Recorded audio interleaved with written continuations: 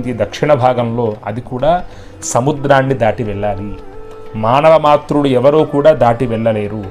అటువంటి సాహసాన్ని చేసి కేవలం రాముడి మీద భక్తితో, నమ్మకంతో, శక్తితో ఈ యొక్క హనుమంతుల వారు సముద్రాన్ని దాటి, సామాన్యుడు ఎవరో కూడా దాటలేరు అన్నటువంటి సముద్రాన్ని దాటి అక్కడ సీతాదేవి ఉన్నది అనేటువంటి విషయాన్ని రాముల వారికి మళ్ళీ వచ్చి తెలియజేసి రాముడంతటి వాడికి ఆనందాన్ని కలుగజేసిన వాడు ఈ హనుమంతుడు.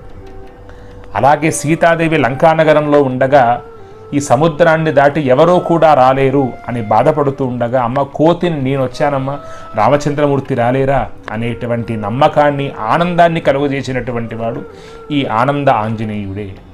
అలాగే రావణాసురుడు ముందుకు వెళ్ళాడు. ఆయన అంటే ఒక కోతి లంకావనాన్నంతా కూడా నాశనం చేస్తోంది అని చెబితే ఎవరా కోతి అంత శక్తివంతంగా ఉందా అని ఆలోచన చేస్తూ ఉండగా